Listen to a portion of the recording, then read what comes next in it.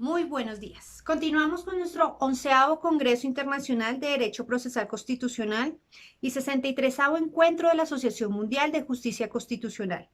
Para quienes acaban de llegar, este es el Congreso de la Asociación Colombiana de Derecho Procesal Constitucional, cuya temática es el derecho procesal constitucional, prueba judicial y estándares probatorios. En ese orden de ideas, damos inicio a la primera sesión del día de hoy.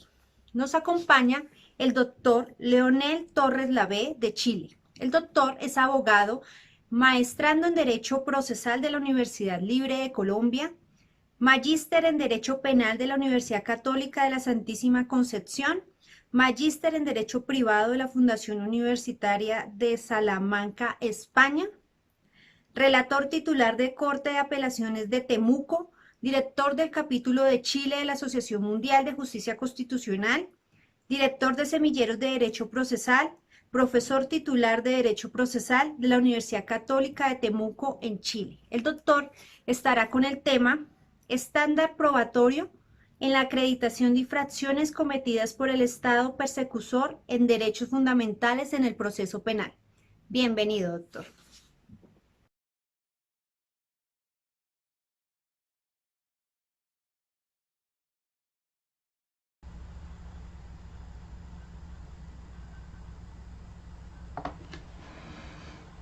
Hola a todos, los saludo muy cordialmente desde Chile, un abrazo fraterno.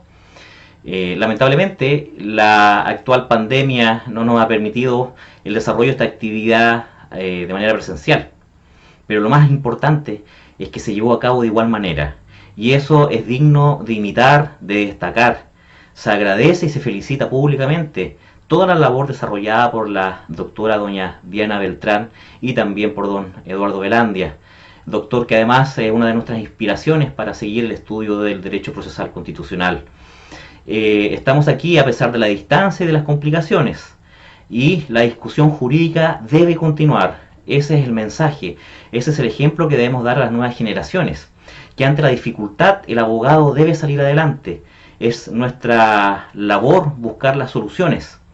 Si bien en la actualidad la abogacía no sirve quizás para solucionar algún problema de salud particular, sí para mantener la estabilidad jurídica de todos nuestros países. Ya llegará el momento en que habrá que tomar la primera línea y así defender los derechos de las personas frente a todas las situaciones que están ocurriendo y que todavía no tienen la debida tutela judicial.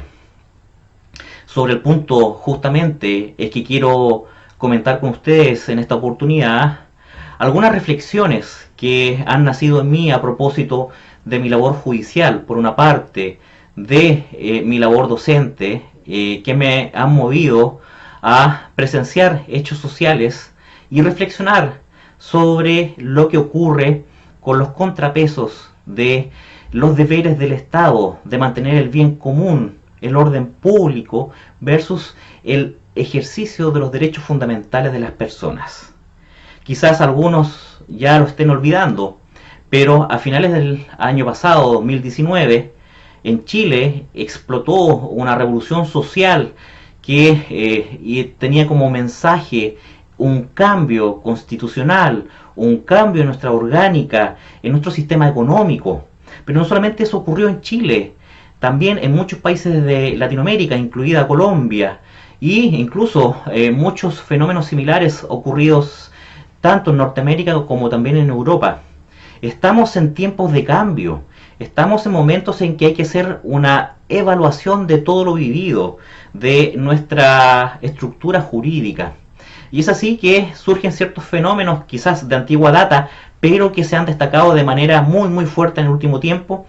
Y entonces nos llevamos una reflexión que comparto y que dice relación con el estándar probatorio que se requiere para acreditar la vulneración de garantías fundamentales cuando está actuando el Estado con una presunción de validez, ejecutando supuestamente sus deberes, ¿cierto? Pero en ciertos casos vulnerando garantías fundamentales. ¿Es que acaso debemos soportar todo el actuar estatal en virtud de los fines de la República? ¿Es que debemos soportarlo? Y si no, ¿hasta qué punto? Por todo sabido que cada ciudadano debe soportar ciertas cargas públicas, pero todo tiene un límite. Entonces surge así la principal motivación de este trabajo. Y es que su título es bastante amplio, pero no solo representa varias instituciones, sino que el sentir ciudadano más cercano, que es hasta dónde yo puedo ejercer mis garantías sin ser vulnerado. De manera que voy a compartir con ustedes estos lineamientos, partiendo de la base de la contextualización de este problema, porque a lo menos en Chile tenemos que existe una regulación, se reconoce que estatalmente pueden existir hipótesis de error judicial. Esto es que una persona sea de manera errónea condenada. Estamos hablando de la ruptura del paradigma, del actual paradigma de los procesos penales. Esto es que entender que más valen 100 culpables libres que un solo inocente tras las rejas. De manera tal de que hay una gravedad absoluta en el hecho de que un inocente sea condenado de manera errónea. Eso por una parte. En Chile, la normativa que reconoce el error judicial ya tiene 100 años de antigüedad, por una parte. Y luego, con la entrada en vigencia hace 20 años de la reforma procesal penal, que trae consigo la oralidad a un sistema acusatorio, conforme a los nuevos estándares establecidos en el derecho internacional, con un matiz claramente garantista, es que se reconoce también la responsabilidad del ente investigador, que ahora ya no es el juez, como los sistemas antiguos inquisitorios, sino que aquí es el Ministerio Público o Fiscalía, que está encargada de llevar adelante la ejecución de la acción penal. Entonces, se reconoce también en el artículo 5 de la ley 19.640, que es la ley orgánica estatutaria del Ministerio Público, de la Fiscalía, en que se establecen un par de hipótesis relativas a investigaciones que son manifiestamente erróneas o arbitrarias, y que a causa de ello se activa la responsabilidad del Estado para que así las personas que han sido vulneradas en sus derechos puedan reclamar la justa retribución. Entonces, de un punto de vista institucional, se reconocen esos derechos. Están ahí, en la Constitución, en leyes orgánicas, en leyes comunes. Pero ¿dónde está el problema? Que estadísticamente casi no es posible dar por configurado las infracciones que sirven de fundamento a la petición de responsabilidad. Y ese fenómeno debe ser estudiado. Y nosotros en nuestro trabajo lo analizamos pensando en que no resulta entonces satisfactorio mantener una regulación que aparentemente nos protege, pero que en el fondo no tiene una aplicación práctica. ¿Por qué?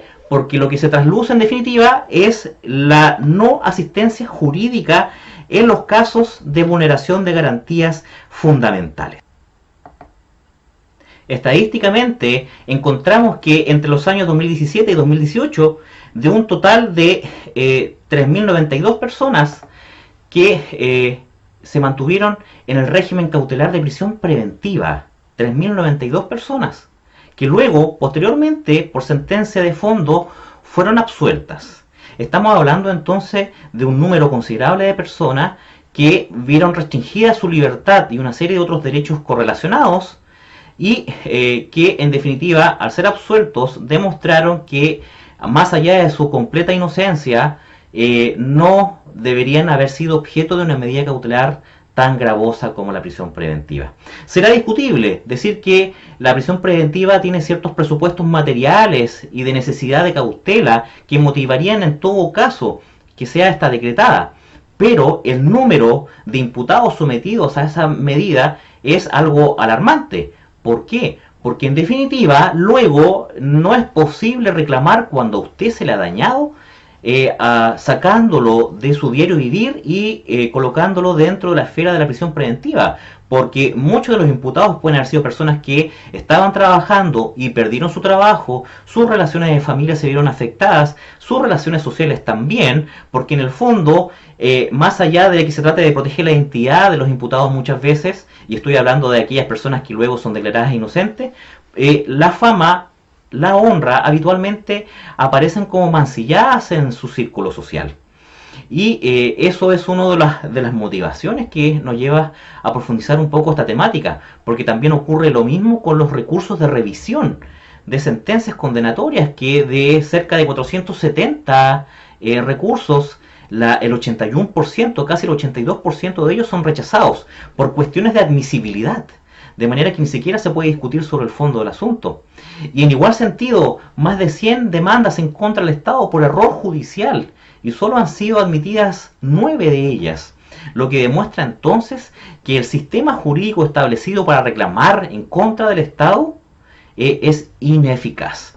Y es justamente que son los números que yo comparto con ustedes, que llaman mucho la atención, como aquel icónico caso de la película En el nombre del padre, donde una persona que inocente fue condenada como el peor de los criminales. Es una historia dramática que yo creo que muchos de las personas que son sometidas a estas cautelares también sufren. Y no solamente en el caso de que haya una medida cautelar decretada, sino también cuando hay otras restricciones de derechos fundamentales. Entonces, ante esta problemática, creemos que pueden haber dos grandes soluciones. Por una parte, utilizando el derecho vigente, que es lo que nos queda mientras hay una reforma legal. Y desde ese punto de vista, habría que optimizar ciertas valoraciones que se realizan en este tipo de juicios, que dicen relación con el extremo rigor en el ámbito de la admisibilidad de estas acciones de responsabilidad. Y luego con la problemática de que no existe un estándar probatorio establecido ni legal ni constitucionalmente para efectos de entender el momento en el cual se entiende por acreditada una infracción de garantías fundamentales. Es una cuestión que derechamente ha sido entregada a la valoración de cada juez. Y el problema que adelanto desde ya es que como estas acciones tienen una naturaleza civil, es un juez civil que está orientado al derecho privado quien debe revisar entonces la procedencia de estas acciones de responsabilidad. Lo que puede de cierta forma desnaturalizar, ¿cierto?, el criterio que creemos que es necesario para abordar esta temática. Porque estamos hablando de una persona que, si ha sido vulnerada en sus garantías fundamentales, la prueba con la que cuenta no es la misma que le podemos exigir a una persona que alega un incumplimiento contractual o una negligencia médica.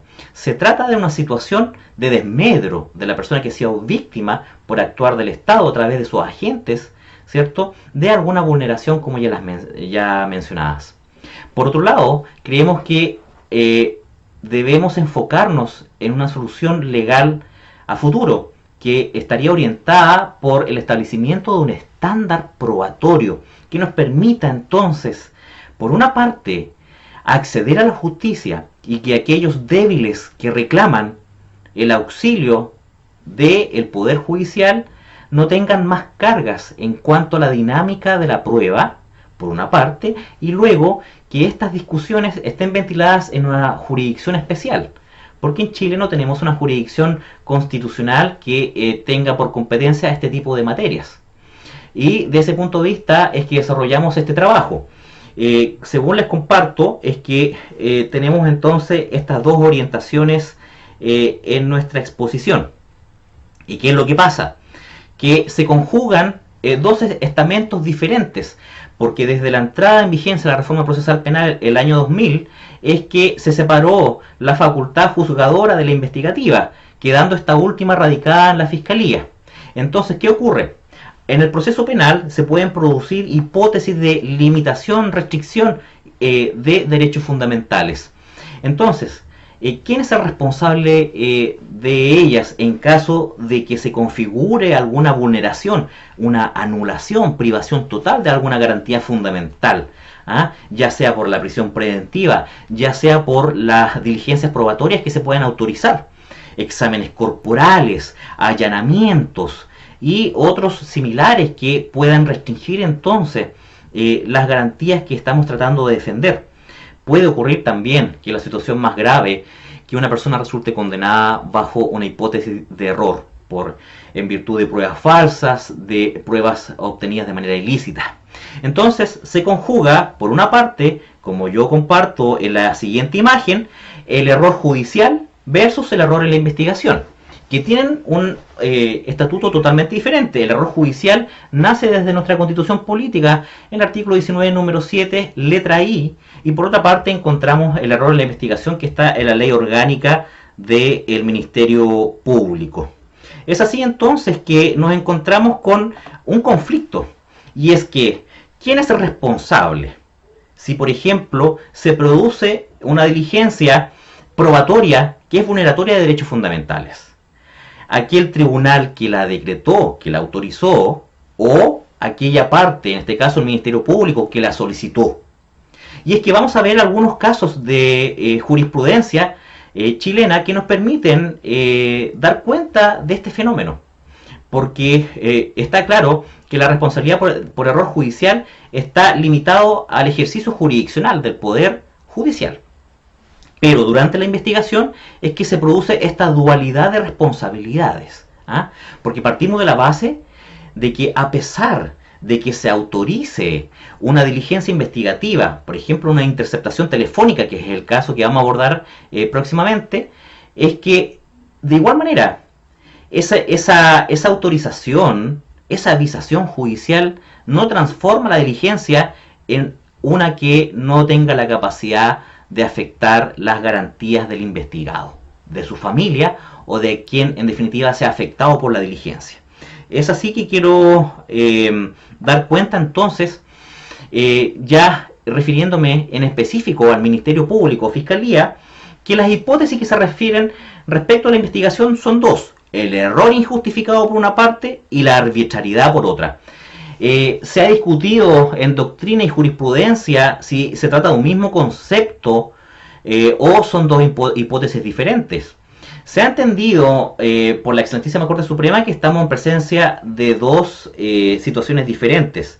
En lo personal creemos que hay que distinguir que el error injustificado está más cercano a la negligencia, a la imprudencia. Esto es, a actuar con desconocimiento de las normativas investigativas, ¿cierto? Pero sin dolo. ¿Ah? Estamos frente a una negligencia que es inexcusable, ¿ah? De parte de un órgano que es profesional, como es el Ministerio Público y las policías. Y luego, por otra parte, ya tenemos la arbitrariedad, que estamos dentro del campo de la aceptación de las consecuencias de nuestro actuar, ya más cercano al dolo eventual, a una conducta derechamente dolosa en el que el fiscal actúa sabiendo, ¿cierto?, o alguno de los órganos colaboradores sabiendo de que se puede causar un daño derechamente y esa representación no lo limita en su actuar. Sobre el punto es que quiero compartir con ustedes, sin ánimo de extenderme más allá en esta presentación, en tres casos que son icónicos, muchos de ellos conocidos internacionalmente, en especial el último de ellos. Los dos primeros, Pinto López contra Fisco de Chile y Pablo Ortega con Fisco de Chile, se encuentran firmes y ejecutoriados. El último aún en discusión en la excelentísima Corte Suprema. Pinto López contra Fisco de Chile da cuenta, en este caso, de una acción de responsabilidad por actuar negligente del Ministerio Público en la investigación, y principalmente porque en ese caso se habría investigado a una persona respecto de hechos que daban cuenta de un caso fortuito, que en definitiva no hubo un delito, sino que la persona que habría fallecido en ese caso no falleció por acción de tercero, sino porque simplemente se cayó a un pozo. A pesar de ello, de que no habían elementos que podían configurar un delito base, la persona que recurrió buscando la responsabilidad del Ministerio Público fue formalizada por el delito de obstrucción a la investigación y, digámoslo, posteriormente se determinó la improcedencia de esa figura penal porque no puede haber obstrucción a la investigación respecto de un delito base que no existe.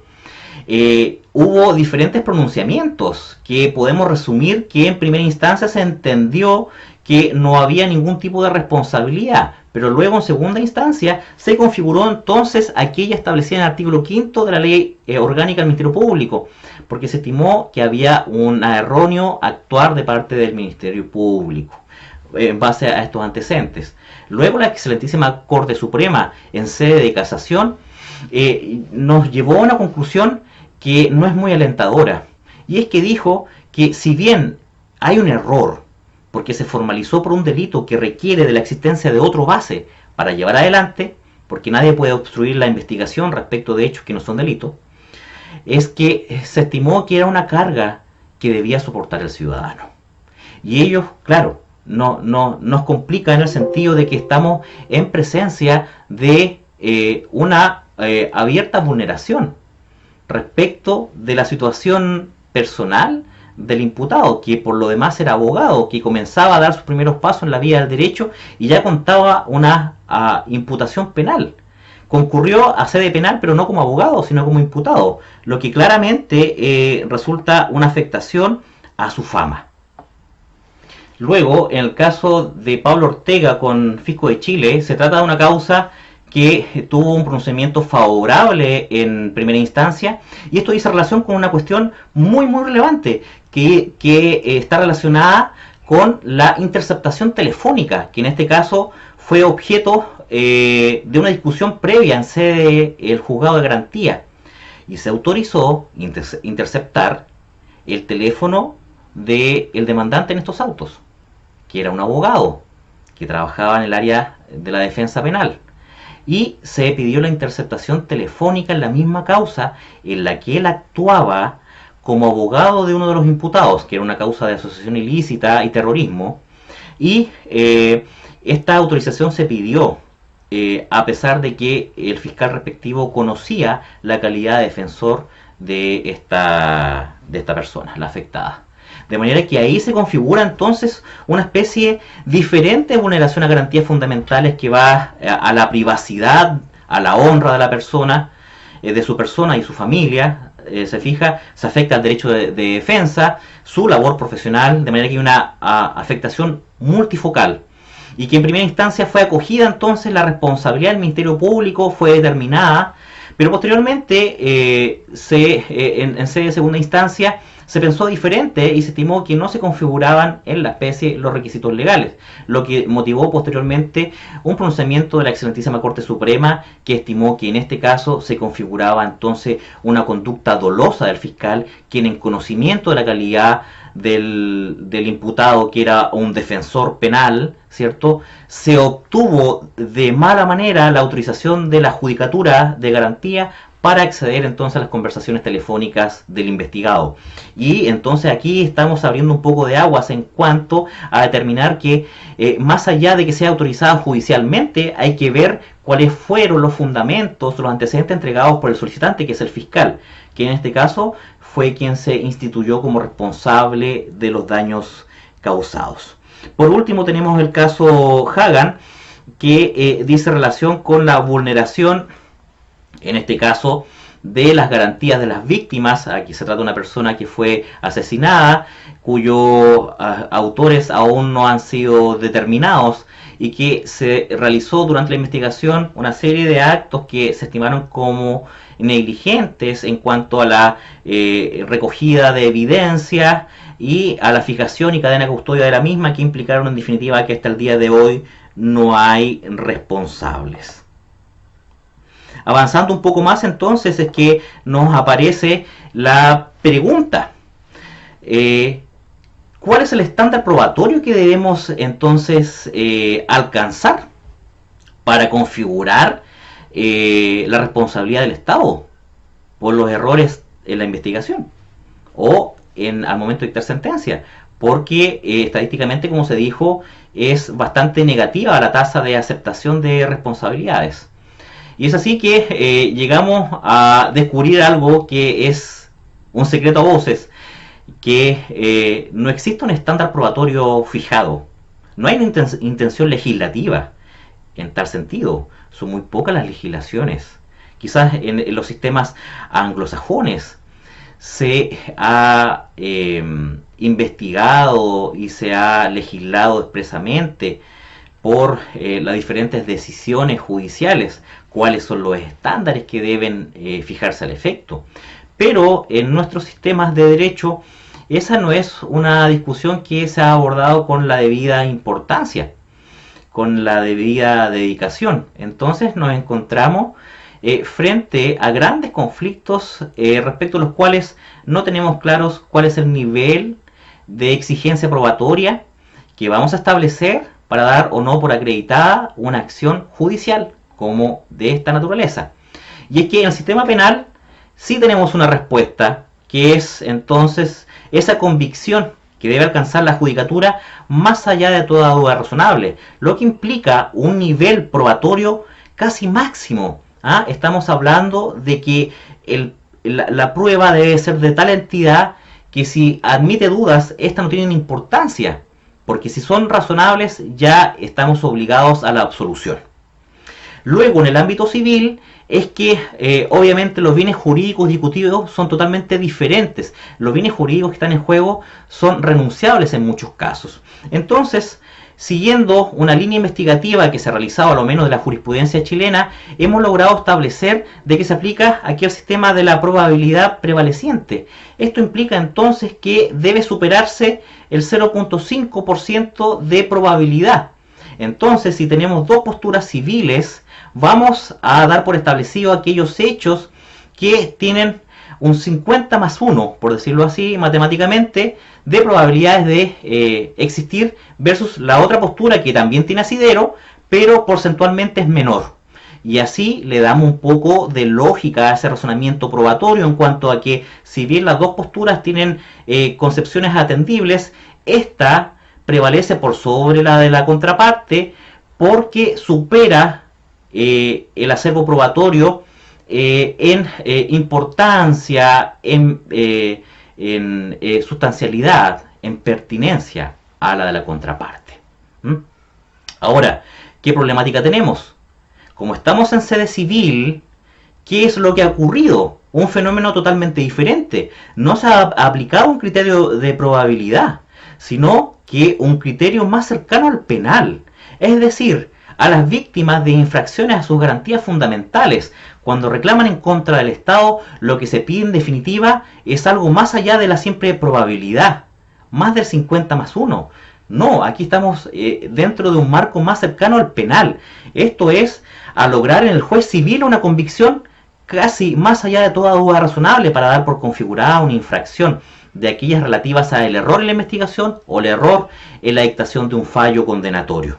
Ello entonces nos lleva a proponer, como se dijo al comienzo de esta exposición, un estándar especial de manera que la prueba que debamos acompañar al proceso no sea tan exigente como en el ámbito penal, puesto que estamos dentro del margen de la acción civil de responsabilidad. Es por ello que creemos que lo que se había propuesto al inicio es parte de nuestras conclusiones.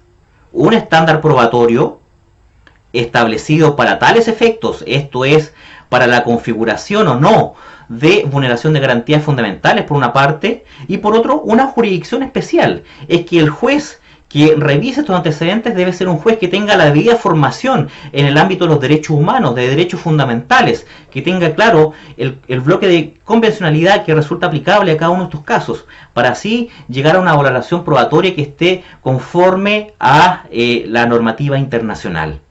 Esa es nuestra postura. Creemos que no debemos detenernos, porque a pesar de que cada uno debe soportar cierta carga, ser objeto de investigación disciplinaria, penal, ¿cierto? Civil, esta debe mantenerse dentro de ciertos rangos que no afecten nuestras garantías. Porque como los casos que se expusieron brevemente, sí hay un alto grado de afectación de garantías fundamentales.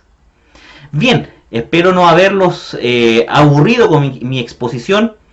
Creo que son temas que hay que darle una vuelta en nuestro ejercicio desde nuestras diferentes miradas. En el ámbito internacional no hay grandes respuestas tampoco sobre esta materia.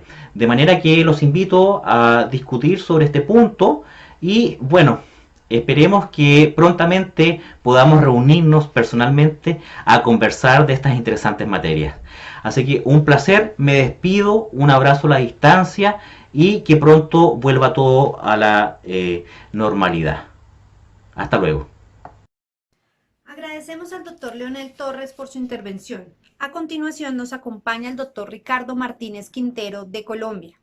El doctor es abogado especialista en ciencias penales y criminología de la Universidad Externado de Colombia, Es especialista en casación penal de la Universidad La Gran Colombia, es con maestría en filosofía y doctorando de la Universidad Santo Tomás, maestrando en Derecho de la Universidad La Gran Colombia, es magistrado auxiliar de la Sala Penal de la Corte Suprema de Justicia, conjuez de la Sala Penal del Tribunal de Bogotá, presidente del Colegio de Abogados Casacionistas y Revisionistas, miembro de la Asociación Colombiana de Derecho Procesal Constitucional. El doctor nos acompaña con el tema Estándares de prueba en materia penal en Colombia, más allá de la idea de Dios y de las teorías de los estados. Con ustedes el doctor Ricardo Martínez Quintero.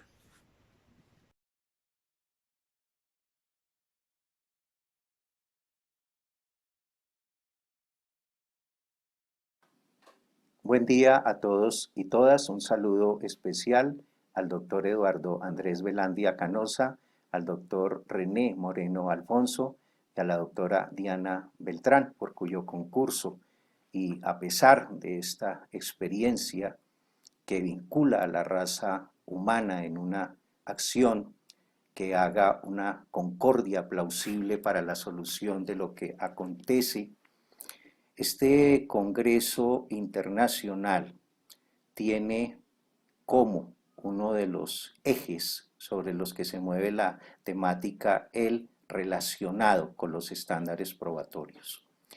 Y fue por lo anterior que decidimos escoger como título para nuestro estudio el de los estándares de prueba en el sistema colombiano, más allá de la idea de Dios y de las teorías de los estados. Pero como siempre lo he advertido en estos congresos, lo que pudo haberse dejado escrito al vencimiento de los términos propuestos por la asociación para hacer llegar nuestro documento, hace que la tarea siga robusteciéndose con la investigación y sobre todo ahora cuando este escogido tema ha sido motivo de innumerables opiniones y acertos que merecen una revisión para determinar cuán cierto o no es lo que aquellos como voceros de las ideas apuntan.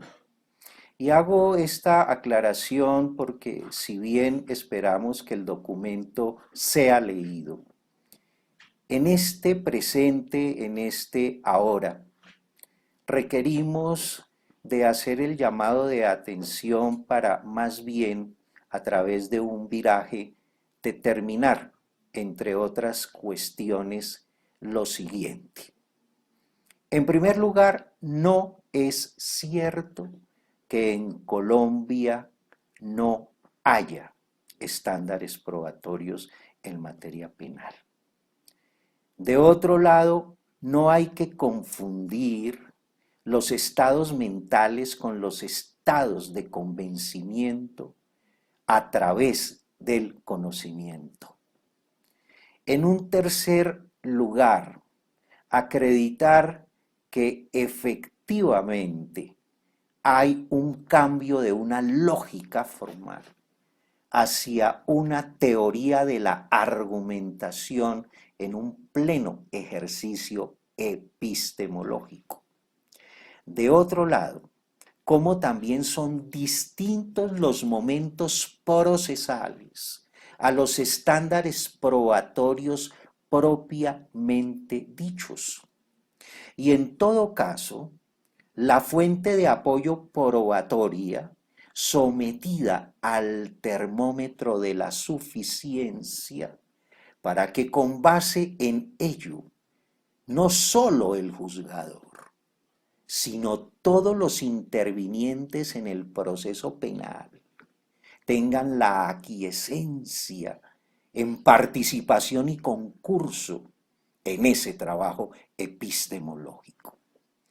En consecuencia, se mantiene el título del estudio, pero con el complemento de los anotados factores para hacerlo más que actual, contemporáneo. Por ende, la exposición está dividida en 3 partes.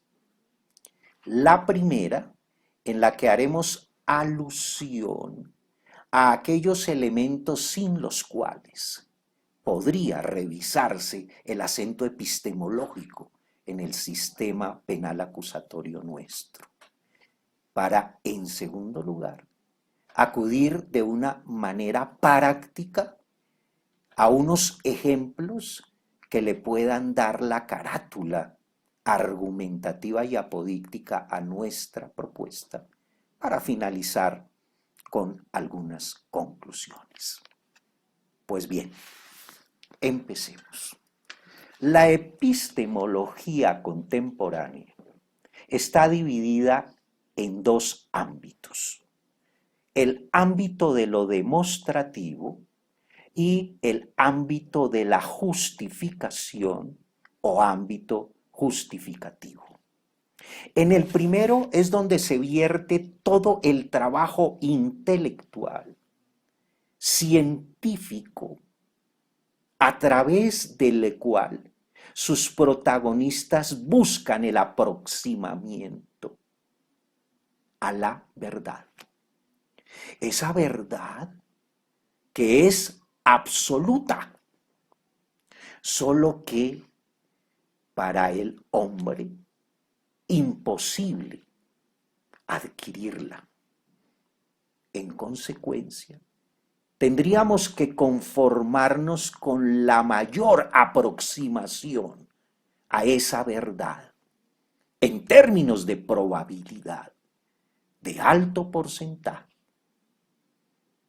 Mientras que la segunda parte, la de la justificación, como su nombre lo indica, en términos de derecho contemporáneo, el segmento en el cual hay ese sometimiento a la aplicación de esa vigencia de lo encontrado en el ámbito demostrativo.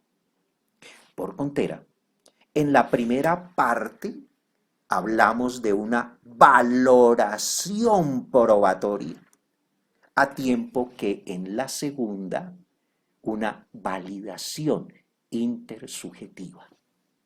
Y esto porque, como se adujo anteriormente, es para el momento actual indispensable que las decisiones tomadas por los jueces, por los magistrados, esas decisiones que afectan sobre todo por la entidad de su derecho, el fundamental a la libertad, tengan finalmente una aceptación entre los coasociados. Pero además de lo anterior, y queremos anticiparlo, no es cierto que esa exigencia de la certeza más allá de toda duda razonable sea de envoltura netamente jurídica. No. Y sobre todo para quienes aducen que el gran avance en el derecho penal está consistiendo en la desteologización en la interpretación. Eso no es así, como lo veremos más tarde. Simplemente, la historia señala, y como lo enseña Whitman, que esa exigencia de la certeza más allá de toda duda razonable fue una consecuencia para que dejasen de ser condenados por pecado mortal los que como asistentes en calidad de jurado de conciencia tuvieran que vérselas con la condena de los inocentes. Y el ejemplo es conocido por todos. La condena a Jesucristo. Y en consideración a lo anterior, nótese cómo No hay una tal desteologización, sino contrario sensu, y ya lo recalcaremos, es uno de los elementos que sigue vigente para el cuadro del convencimiento de todos los que intervienen al interior del desarrollo del sistema penal acusatorio propuesto en Colombia desde la Ley 906 de 2004. La que de suyo deviene de todo un desarrollo legal, doctrinario, jurisprudencial, desde la Ley 409 del 71, pasando por la Ley 50 del 87, la Ley 1861 de 1989, el Decreto 2700 del 91, la fatídica Ley 553 de 2000, la Ley 600 de 2000 y actualmente la Ley 906 de 2004, introductoria del sistema penal acusatorio. Por lo anterior, suelo decir que para entender, comprender y aplicar el sistema penal acusatorio, menester el recurrir a una caja de herramientas. Esa caja de herramientas está constituida por 5 capítulos, en los que vemos la dinámica del sistema penal acusatorio. En otras palabras, quien no tenga contacto con uno cualquiera de estos temas no entenderá el sistema penal acusatorio y por ende llegará a conclusiones tales como que en Colombia no hay estándares probatorios. Lamentable. El primero de esos capítulos es el que tiene que ver con unas notas que debe advertir la filosofía del derecho penal contemporáneo. Ellas son, en primer lugar, la orientación pragmática, porque toda resolución o decisión judicial debe someterse a un estudio en virtud del cual tiene que aprobar un mínimo de juicio racional y, en segundo lugar, convicción general. Aquí está el ámbito demostrativo y el ámbito de la validez intersubjetiva. En segundo lugar, el carácter pluralista, interdisciplinario, multidisciplinario del derecho penal contemporáneo. El vínculo de todas esas fuentes científicas, tecnológicas, que hacen posible el acercamiento a la verdad buscada y deseada. Como lo decía Piovani, el carácter pluralista del derecho no es más que la sumatoria de todos los trabajos de los filósofos del derecho. En tercer lugar, la unidad matricial de sus temas. Por eso hablamos de atipicidades, por eso hablamos de procesos de descriminalización, de destipificación, porque no todo le interesa al derecho penal. Y en cuarto lugar, el no menos importante factor que hace posible el entendimiento de la aplicación como nota de la filosofía del derecho penal contemporáneo, y es el de su aspecto interno y externo. Trabajo dejar, porque con ese derecho, entendido desde sus entrañas, pero también en su porción externa, está brindando la clara determinación de cuál es el objeto del derecho en materia penal. En segundo lugar, ¿cuáles son entonces los temas de la filosofía del derecho penal contemporáneo? En primer lugar, la ontología jurídica. Esa búsqueda incansable por ese ser derecho. ¿Dónde está el ser del derecho? ¿En la norma? ¿En el precepto? ¿O acaso en los hechos? Interesante jurisprudencia últimamente de parte de la Corte Suprema de Justicia, Sala de Casación Penal, los hechos jurídicamente relevantes. En segundo lugar, la epistemología jurídica. Y es aquí donde está el entronque.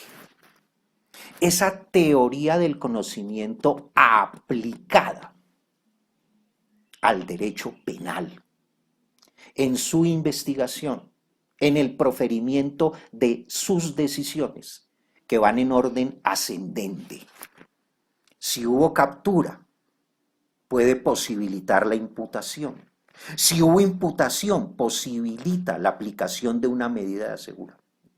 Si hubo medida de aseguramiento, ulteriormente la acusación, como probabilidad de verdad. La audiencia preparatoria, el juicio oral, condena o absolución. El tercero de los temas no sería distinto entonces a la sociología jurídica. El encuentro de la sociedad para vérselas frente al derecho penal. Y, en último lugar, la teoría general del derecho. Normas, conceptos jurídicos, sistema jurídico. El tercer capítulo. ¿Cuáles son en ese orden de ideas las disciplinas que coadyuvan en el entendimiento y la comprensión de ese derecho penal contemporáneo al interior de un sistema penal acusatorio? Y tendríamos que referirnos a la hermenéutica, no solo como interpretación de normas, revisión de conceptos, sino análisis, observación de los hechos. Relación directa entre la hermenéutica y la ontología. En segundo lugar, la fenomenología. Con discreción lo digo. A todos los que se han referido a este tema, no hablan para nada de la fenomenología. Es que, a fin de cuentas, dice Heidegger, fue Husserl el que me puso los ojos. Como a mí en este tema me lo pusieron mis profesores de filosofía. Y sobre todo porque esa fenomenología aplicada es la que evita el prejuicio, el prejuzgamiento, el preconcepto, en la medida en que el juez, verbi gracia, cuando revisa la solicitud de privación de la libertad de un sujeto por conducto de una medida de aseguramiento, no debe detenerse única y exclusivamente en la gravedad del delito. Por el contrario, debe revisar otros elementos que le permitan construir el juicio adecuado de conformidad con los derechos y las garantías fundamentales. Piénsese, más allá de la personalidad del sujeto, en la biografía del sujeto. Y es que la misma ley le indica al juez de control de garantías que solamente podrá imponer la medida de aseguramiento privativa de la libertad cuando no resulte procedente la aplicación de las que no son afectatorias a esa libertad. Y aquí es donde está el quid del asunto, porque señalamos como ejemplo que el juez de control de garantías debe superar los conceptos materialmente jurídicos de la necesidad, la razonabilidad, la urgencia, la adecuación que de suyo están escritas, sino que tendría más bien que escuchar al fiscal a ver si éste ha podido demostrar cómo la medida se torna imprescindible. Ejercicio de neta fenomenología y ontología. En tercer lugar, tendríamos que acudir a la filosofía analítica, es decir, al estudio del lenguaje jurídico, como lo propone el profesor Alexi. El lenguaje jurídico como un discurso especial, la metateoría, una teoría por encima de la teoría tradicional. Y, en cuarto lugar, la crítica, pero una crítica sapiente, casi que de erudición. La valoración de las pruebas es un ejercicio crítico, no especulativo.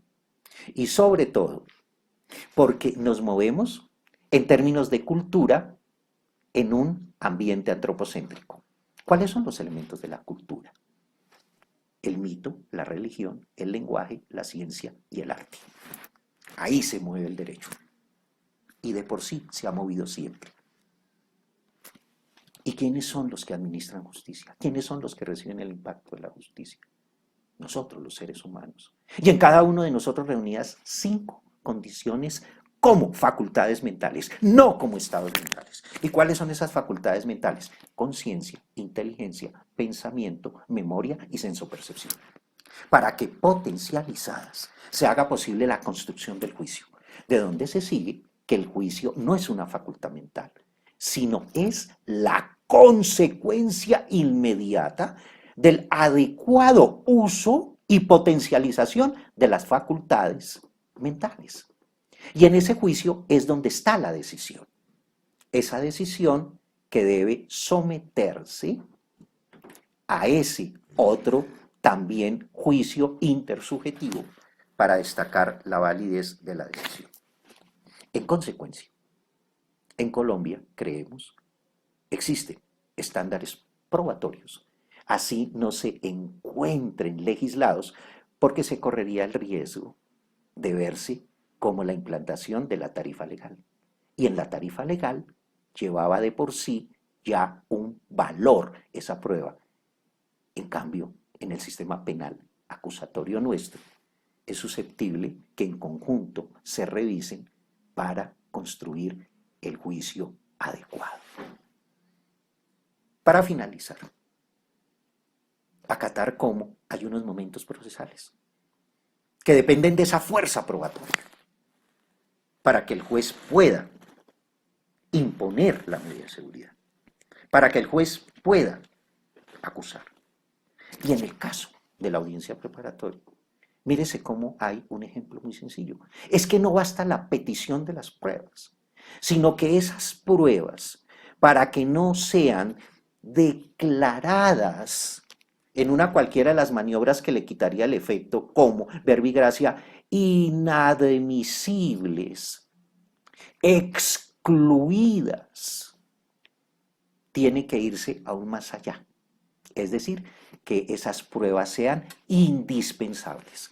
Y la ley en ningún lugar habla de esto. Es ya tarea del juez, labor netamente epistemológica. Porque es allí donde creemos está el error de los intérpretes. No porque deje de estar legislado algo es porque no exista. Porque también, como suelo decirlo, es que hay que creer más en lo que no se ve que en lo que se ve. Porque en lo que vemos puede haber hipocresía en un abrazo de por sí hoy prohibido. Pero la verdad es en lo que no se ve.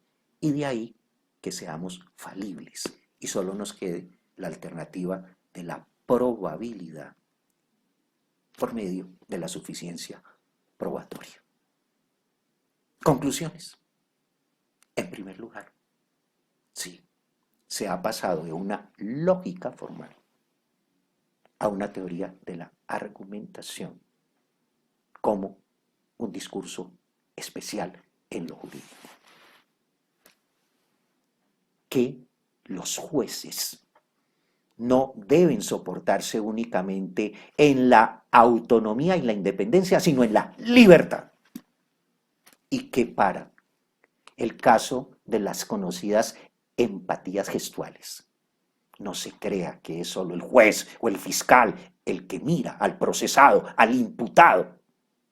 No, ellos también miran a quien administra justicia. Y ahí es donde recae lo importante también del concepto epistemológico. Es una acción de ida y vuelta. Así pues, que, como se dijera, en la época de mayor recordación para el hallazgo de la justicia, Justicia Víctor, con el estandarte de la filosofía. Mil gracias. Agradecemos al doctor Ricardo Martínez por su intervención. A continuación nos acompaña el doctor Antonio Celsa Baena Minotto, desde Brasil. El doctor Tiene doctorado en Derecho Público y Derechos Fundamentales por la Institución Educativa de Toledo, magíster en Derecho Político y Económico en la Universidad Presbiteriana Mackenzie de Sao Paulo, coordinador de cursos de posgrado en Derecho de la Universidad Cruzeiro do Sul en un sistema de educación a distancia, profesor titular de Derecho Público en la Universidad Municipal de São Caetano do Sul, profesor invitado en Bélgica, Colombia y México, abogado, autor de trabajos legales. El doctor nos acompañará con el tema Estándares probatorios, indicios y presunciones ad hominem, el caso del nuevo Código Procesal Civil brasilero. Con ustedes el doctor Antonio Baena Minuto.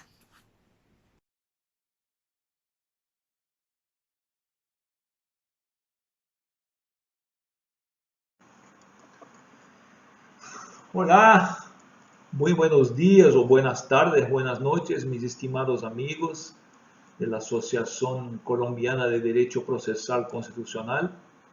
Estamos aquí juntos por este medio virtual, tomando parte en el Congreso que iba a se realizar en mayo de ese año de 2020, pero por cuenta de esas nuevas condiciones especiales que todo el mundo está viviendo por cuenta del COVID-19, del coronavirus, la organización del Congreso muy acertadamente,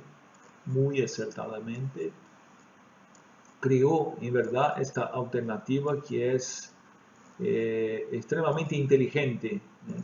Porque la otra alternativa sería simplemente no tener Congreso. Entonces, antes que nada, yo quiero hacer un especial agradecimiento. Quiero enviar, como decimos en portugués, un muito obrigado a esta pareja sensacional, investigadores y amigos de primerísima calidad, el doctor Eduardo Velandia y la doctora Diana, que incansables crearon esa manera de divulgarnos nuestras investigaciones y no nos quedamos sin Congreso. Muchas gracias. También a todo el equipo de la asociación, Nerling, de toda la secretaría. Ok, muchas gracias a todos. Y decir a los amigos, especialmente de Latinoamérica, pero también de Europa, que sigamos juntos. Estamos enfrentando ahí una situación totalmente atípica, excepcional, mundial, que está, que no hay una discriminación por país, está llegando a todas las personas en todos los países. Entonces sigamos juntos para transponer a eso de la mejor manera. Yo voy aquí a hablar con usted un poco sobre un tema, el tema de mi ponencia, mi conferencia, que es acerca de una acción que fue propuesta acá en la Suprema Corte, que fue la decisión es de 2010, pero aún si es de 2010, estamos en 2020, pero es una decisión muy importante, una decisión que creó muchas consecuencias y muchos efectos, que es acerca de las cuotas universitarias, las cuotas étnicas, o más directamente las cuotas para los negros en las universidades. Tenemos acá en nuestro sistema de control de constitucionalidad, tenemos el duplo sistema de control, que es difuso como Estados Unidos y concentrado como es en Europa. Entonces acá tenemos un sistema mezclado. Todos los jueces pueden hacer un control de constitucionalidad en las acciones que llamamos de control difuso, que es típicamente norteamericano, pero acá también tenemos el control de constitucionalidad que llamamos concentrado, que es típicamente europeo, por acción directamente en la Corte Constitucional, que en nuestro caso nuestra Corte Constitucional no es exactamente una Corte Constitucional porque tiene las competencias típicamente de una Corte Constitucional, o sea, emite decisiones en acciones directas de inconstitucionalidad, pero también es competente para decidir en recursos advindos del control difuso. Entonces tenemos un sistema mezclado. Ese tema de las cuotas étnicas fue traído para la Corte Suprema aquí, Supremo Tribunal Federal, por cuenta de, por el instrumento, fue una acción que llamamos aquí de arguición de descumplimiento de precepto fundamental, ADPF, que es una acción dentro de este control concentrado. Los legitimados a proponer esta acción son los mismos que pueden proponer la acción directa de inconstitucionalidad, o sea, en el control concentrado, que está en el artículo 103.103 de la Constitución Federal de Brasil. En esta acción, que es una ADPF, como decimos, arguición de descumplimiento de precepto fundamental, esta que trató de ese tema de las cuotas étnicas es la ADPF 186. El relator del caso fue el ministro Ricardo Lewandowski.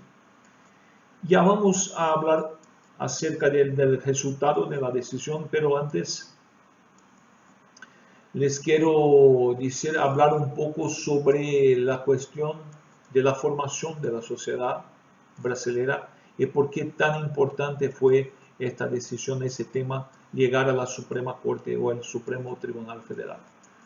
Tenemos en Brasil,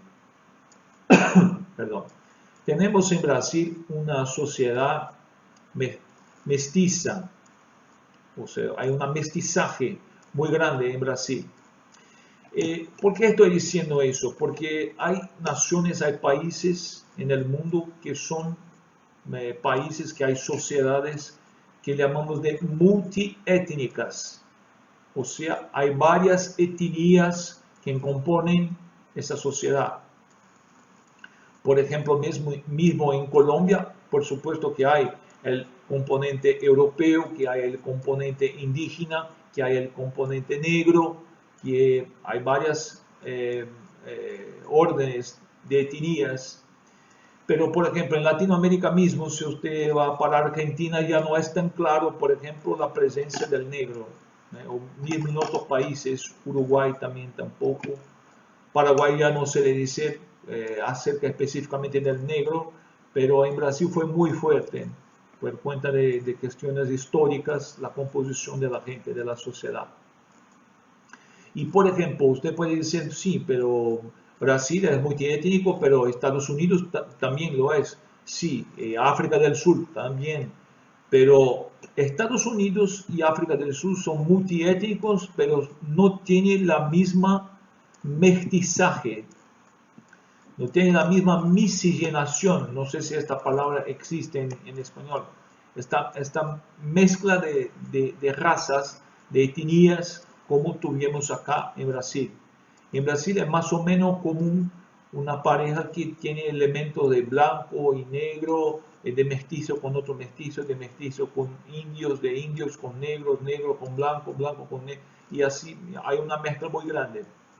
Entonces somos una nación no solamente multiétnica, pero mestiza. Hay mucha mezcla, hay mucha miscigenación, como ha dicho. Eso es una característica importante porque, por ejemplo, en Estados Unidos, que tenemos aún una nación multiétnica, hay mucha separación entre los grupos. Es algo muy marcado incluso culturalmente.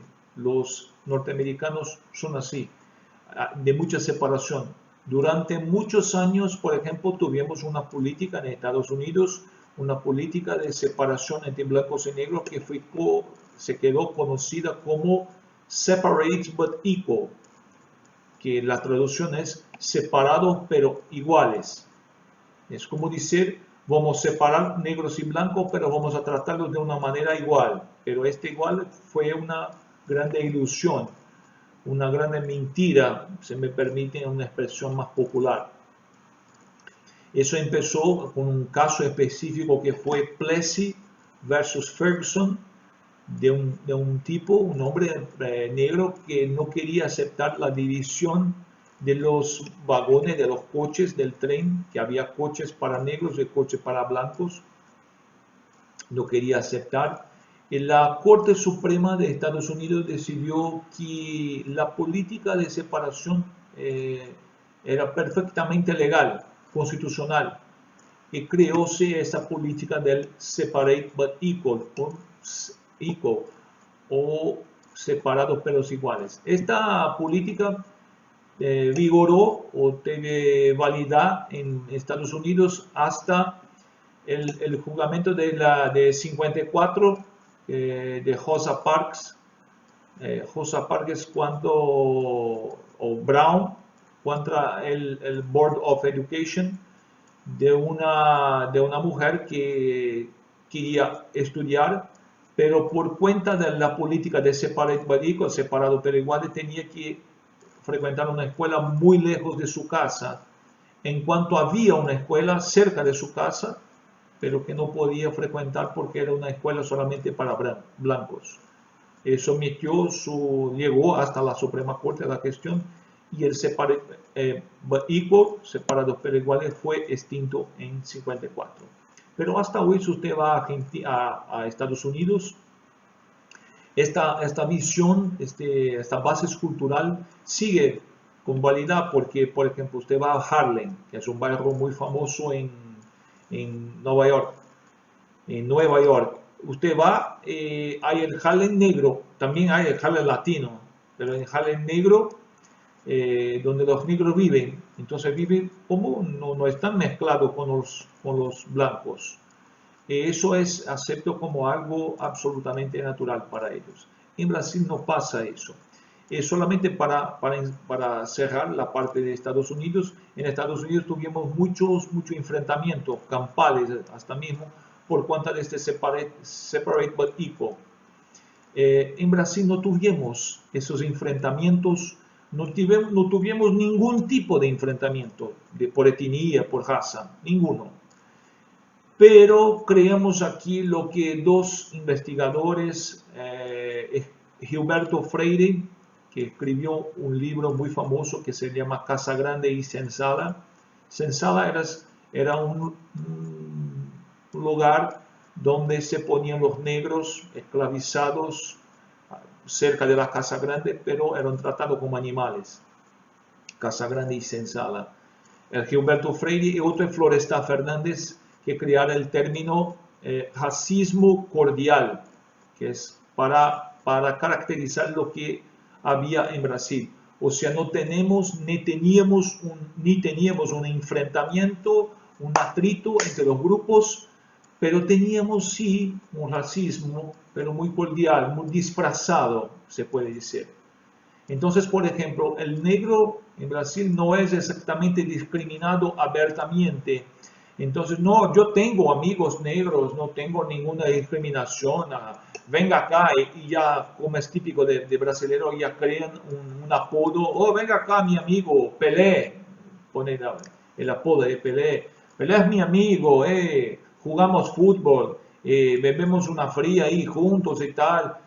Pero si Pelé, su amigo, quiere enamorar de su hermano o su hija, ya está fuera del acuerdo social. O sea, el negro tiene que saber su lugar. Eso fue caminando por mucho tiempo.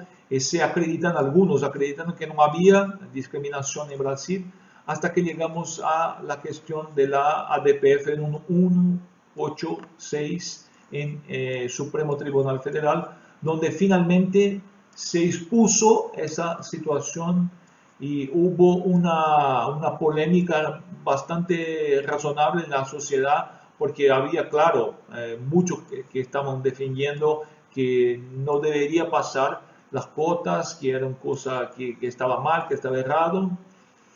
Pero el tribunal el Supremo Tribunal Federal al final decidió que las cuotas son constitucionales y que por lo tanto la acción que fue intentada por un partido político de derecha que se llama Demócratas, la acción fue propuesta por demócratas, encuentra una política creada por una universidad pública, la Universidad de Brasilia, que tenía, y aún lo tiene, un programa de inclusión de los negros por cuotas étnicas. Entonces este partido ingresó con esta acción, esta ADPF, pero el Supremo rechazó la acción y consideró las políticas como perfectamente aceptables. Algunos puntos que voy aquí a destacar como un resumen, una suma de la decisión del Supremo Tribunal Federal. La igualdad es un principio dinámico, no importa que esté simplemente positivada o prevista o dispuesta en la Constitución y diga, aquí está la igualdad, entonces está en la Constitución, somos todos iguales, punto, vamos a tomar un café. No.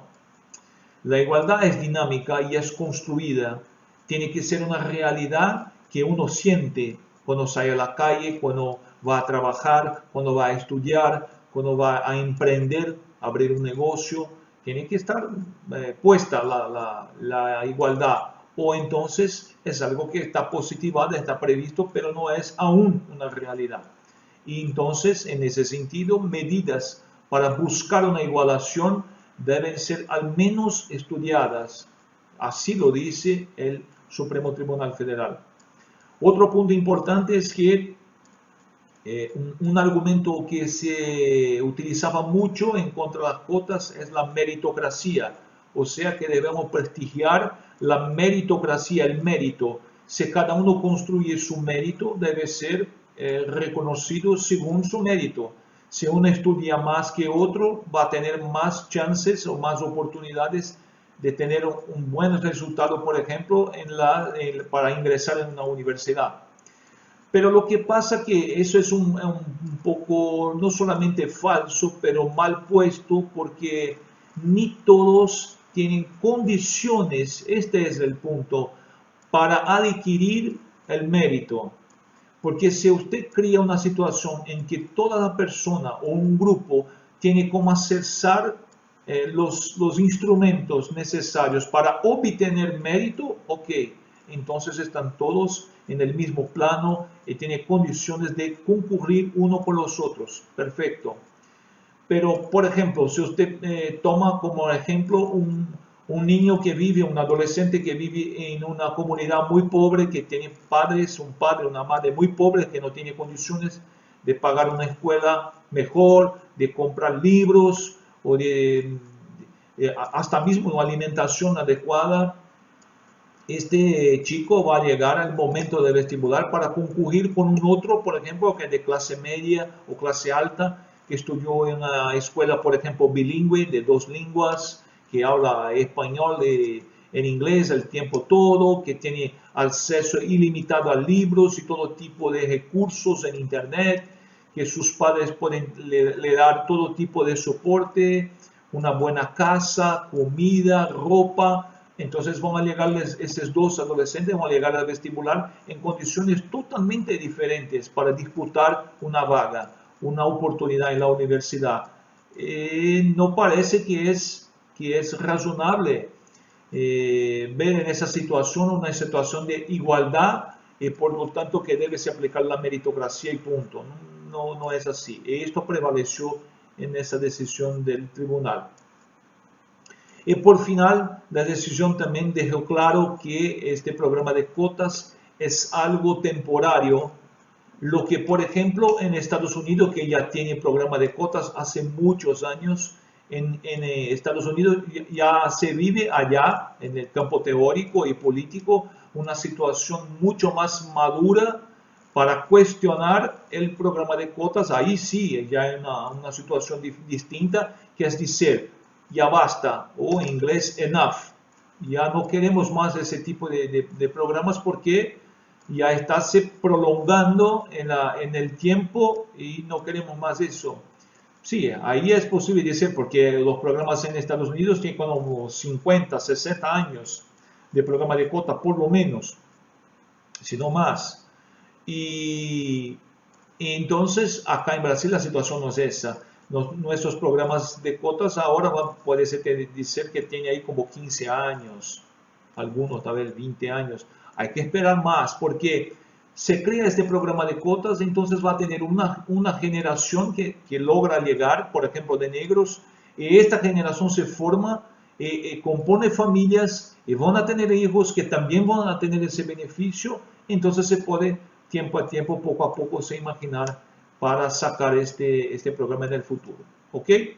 Eso era lo que tenía para decir a todos ustedes, mis amigos. Me quedo a sus órdenes para responder o contestar lo que quieran hacer preguntas de todos.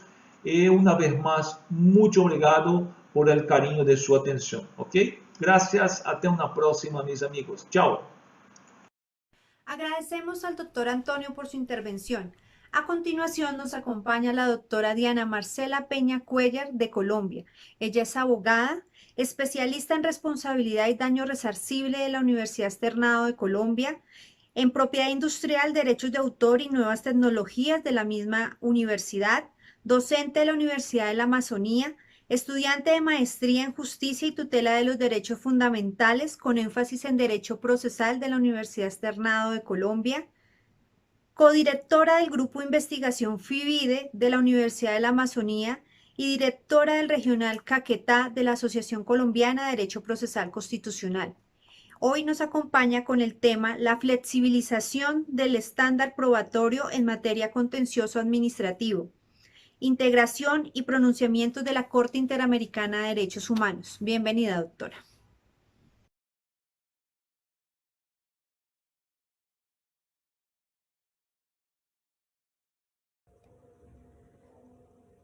Buenas tardes para todos y todas. En primera medida, agradecerle a la Asociación Colombiana de Derecho Procesal Constitucional por permitirnos a través de estos espacios lograr visibilizar y difundir las diferentes investigaciones que hemos venido realizando en torno al derecho procesal constitucional, más en concreto frente a los estándares probatorios, a todas sus directivas, el doctor René Moreno, el doctor Eduardo Andrés Velandia Canosa, la doctora Diana Beltrán y a los demás miembros de la asociación mi más sincera y profundo agradecimiento. Bien, durante los próximos 20 minutos compartiré con ustedes la investigación realizada por el Grupo de Investigación FIBIDE en coautoría con mi colega Astrid Daniela Vidal Lazo. Esta intervención se titula La flexibilización del estándar probatorio en materia contencioso-administrativa, la integración de los pronunciamientos de la Corte Interamericana. Así las cosas, el trabajo de investigación se desarrolló en torno a dar una respuesta científico-jurídica al siguiente problema de investigación: cómo la jurisprudencia de la Corte Interamericana ha permeado el estándar probatorio en materia contencioso-administrativa en los casos de violación de derechos humanos. Para dar respuesta a ese interrogante, nos valimos entonces de dos acápites en particular. El primero de ellos, el estándar probatorio en torno a una teoría general y un contexto general. Luego, la flexibilización del estándar partiendo de dos bases. La primera, frente a la equidad como fuente de derecho, y luego la integración de los pronunciamientos en virtud del control de convencionalidad difuso que realiza el Consejo de Estado. Por último, ustedes encontrarán en esta intervención una conclusión de lo que ha sido este estudio y evidentemente la respuesta a ese problema de investigación que les he venido planteando. Así las cosas, sin más preámbulos, he de indicar qué se entiende por estándar probatorio. Y entonces ese estándar probatorio hace referencia, en palabra de varios autores, al nivel de suficiencia probatoria que se requiere para que un juez encuentre legitimado un hecho que se encontraba en litigio. Vamos a un contexto de un proceso normal, u un proceso ordinario, si más bien lo quieren, o en materia contenciosa, en un proceso contencioso, donde vamos a encontrar que una de las primeras fases del proceso es la fijación del litigio. En la fijación del litigio, evidentemente, recurrimos a aquellos hechos que se encuentran en controversia y que las partes, o en virtud de lo cual las partes no han estado de acuerdo y que por ende necesitan ser probados. Entonces, el estándar probatorio es ver bajo qué nivel de suficiencia debe encontrarse un hecho para que se considere evidentemente probado a la luz, pues, del derecho probatorio y más aún del caso en concreto. Atendiendo a esta definición, he de indicar que entonces ese nivel de estándar probatorio puede variar en virtud de ¿qué? Del mismo contexto procesal en el que nos encontremos, y es que puede variar en torno a la materia, en torno al bien jurídico que se tutela y en torno incluso a los principios orientadores que gobiernan la administración de justicia. Y es aquí precisamente donde me voy a valer de un ejemplo para poder indicar qué es un estándar probatorio. Verbigracia, en el proceso penal encontramos que el estándar probatorio es más allá de toda duda razonable. Y claro, en materia penal se generan toda una serie de discusiones alrededor de qué es más allá de toda duda razonable. Pero en primera medida ya podemos encontrar que el estándar es ese. ¿Cómo llegar a ese estándar? Es la discusión que los doctrinantes han venido generando alrededor del mismo. Y luego, entonces, vamos a preguntarnos, ok, y en materia contenciosa, ¿qué sucede? ¿Qué pasa con el estándar probatorio? He de indicar que varios autores entonces han venido indicando o han venido mencionando más bien que el estándar probatorio no se puede valer simplemente de silogismos, sino que también debe obedecer a unas reglas de la experiencia. Y esas reglas de la experiencia van a estar adoptadas primordialmente por unas pruebas indirectas que llevan a una inferencia lógica del juez, porque en virtud de unas pruebas directas se han llegado a reconstruir. Entonces, ¿cómo se ha venido aplicando esa flexibilización del estándar probatorio en materia contenciosa? Entonces, dando cabida a ese primer escenario que habíamos planteado, era precisamente la equidad como fuente de derecho. Y entonces tenemos que la Corte Constitucional, en sentencia 1547 del 2000, estableció que la equidad funge como en virtud de dos elementos. El primer elemento es para evaluar la razonabilidad de las categorías generales de hechos formuladas por el legislador. Es decir, es lo que le permite al juzgador reflexionar alrededor del conjunto amplio de circunstancias que tenga en un caso determinado e ir más allá. Eso le permite el principio de equidad al juzgador. Ahora, en esta misma sentencia, la Corte Constitucional indica y menciona dentro de su ratio decidendi que también sirve como un elemento de ponderación que hace posible que el operador jurídico atribuya y distribuya las cargas impuestas por la norma general. ¿En virtud de qué? Él va a distribuir esas cargas en virtud de la realidad social.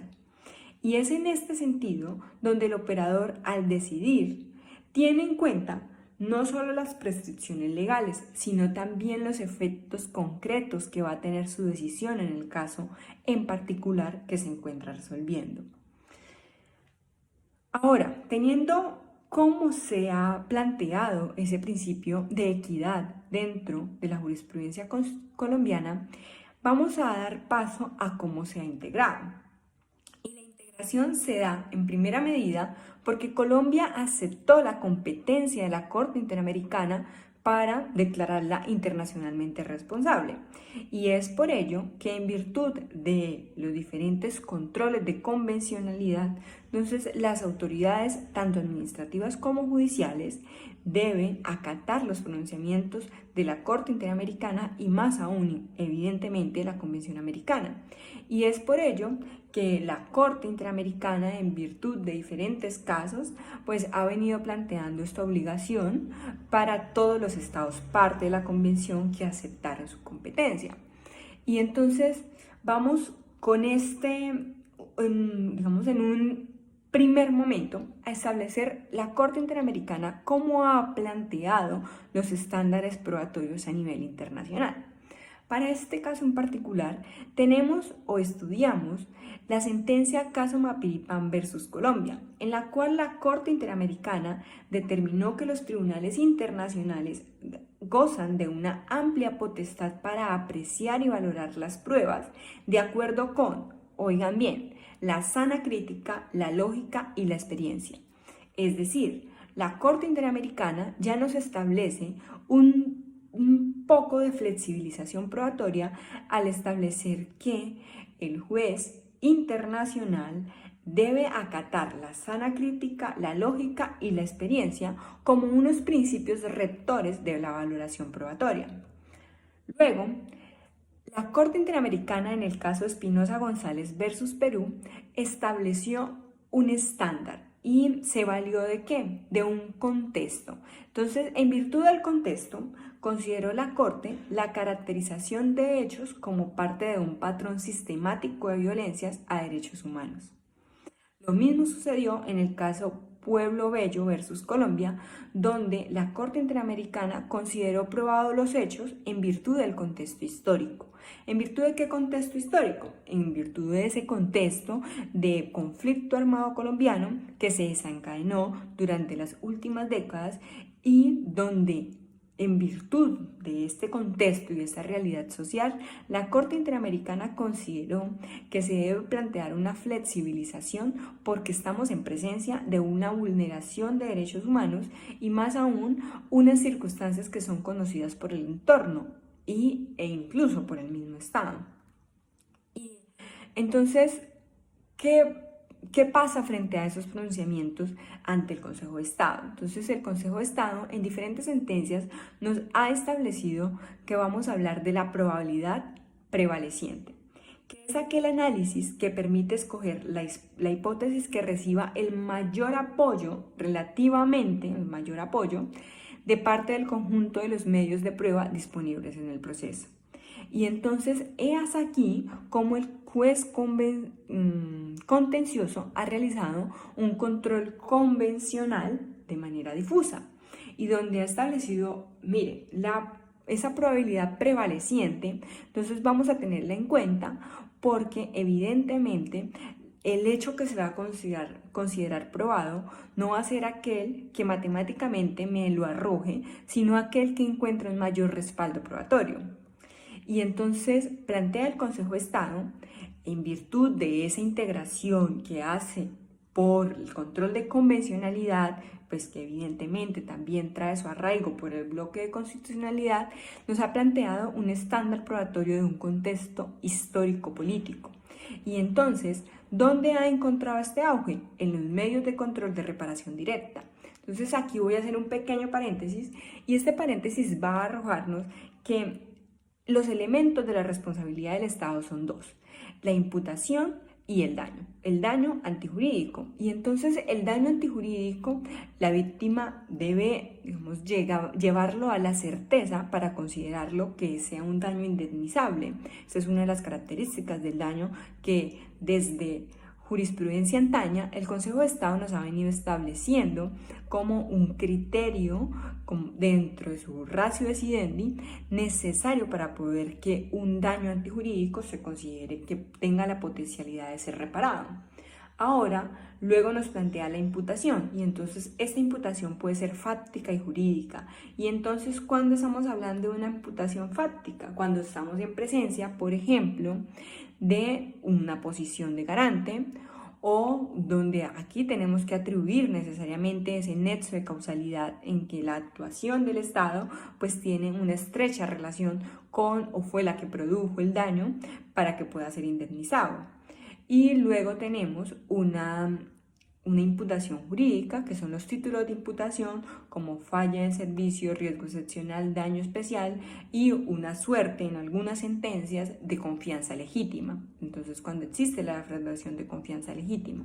Entonces, es aquí donde, por ejemplo, el daño, también el Consejo de Estado nos ha establecido cuál es la tipología de daños. Entonces, vamos a partir de digamos, 3 tipologías, unos daños materiales, otros inmateriales y uno que la jurisprudencia y la doctrina no ha encontrado dónde encuadrarlo, pero que a mi sentir es una especie de otros daños, que sería la pérdida de la oportunidad, porque la pérdida de oportunidad es un daño autónomo que reconoce hoy por hoy el Estado colombiano y pues en su jurisprudencia el Consejo de Estado ha sido más que claro al respecto.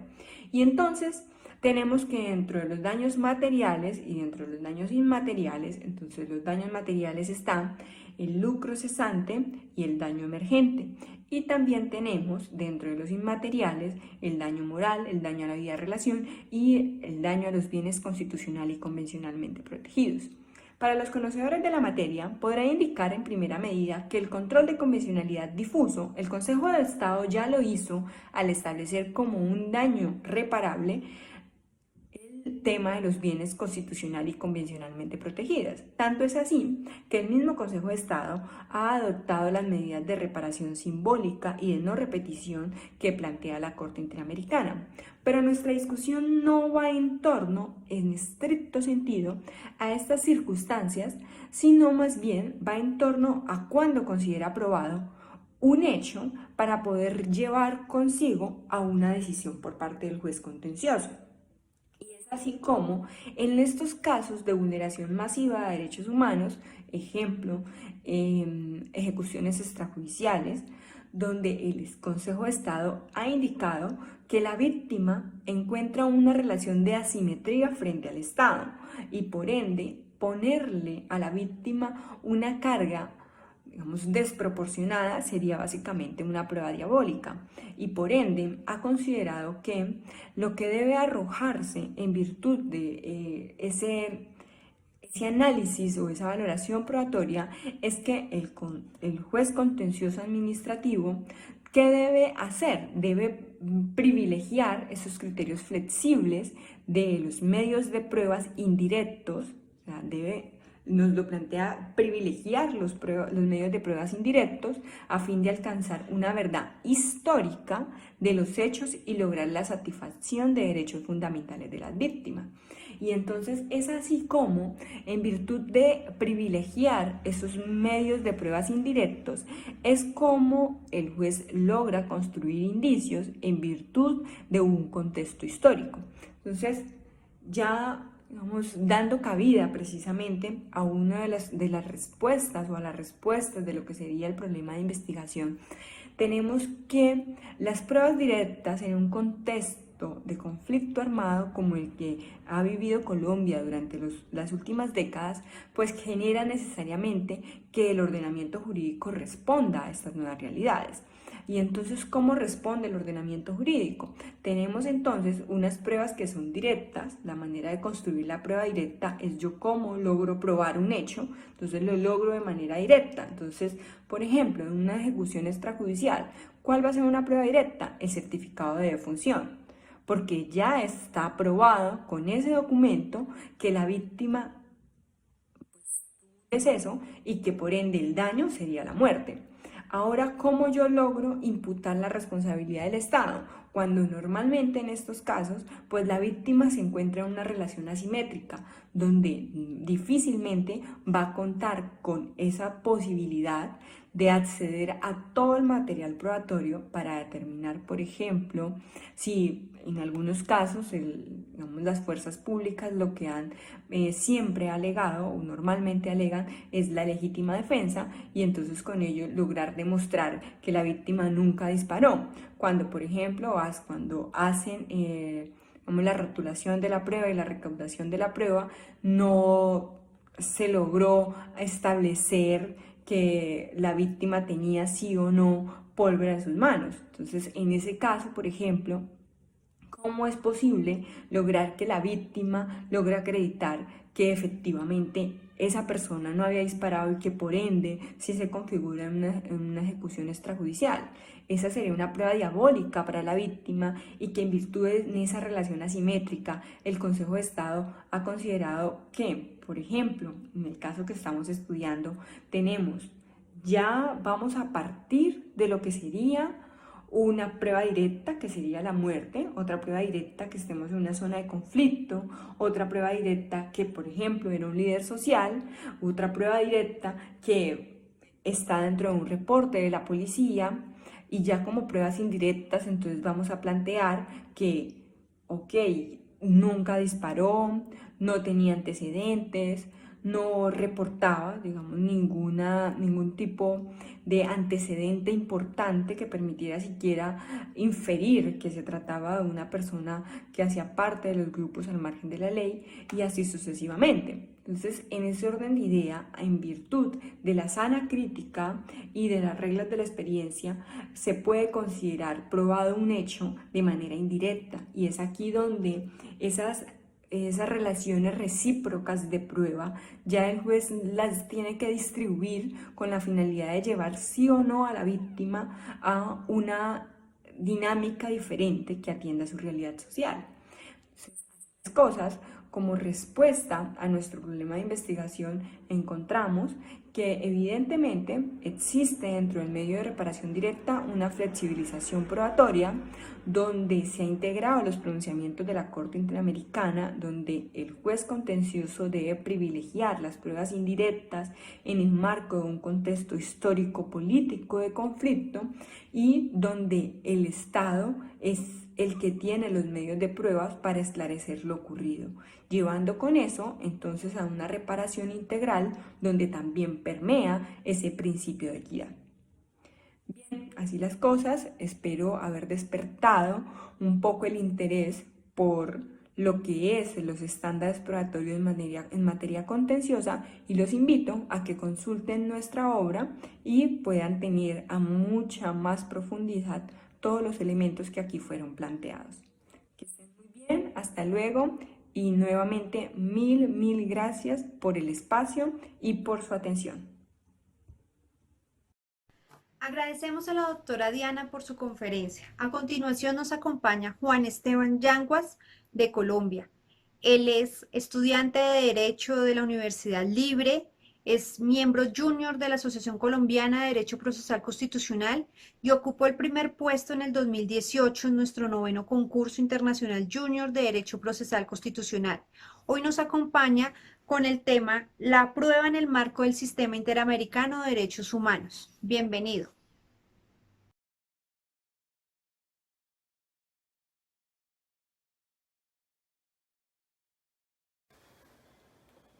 Hola a todos, mi nombre es Juan Esteban Yanguas, soy estudiante de la Universidad Libre, seccional Bogotá, actualmente estoy en 4º año. Hace 2 años, estando en 2º, tuve la oportunidad de participar en el 9º concurso internacional junior de Derecho Procesal Constitucional con mi semillero de investigación en ese entonces de la seccional de Cali, al que aprovecho para mandarle un gran saludo, en donde obtuvimos el primer lugar.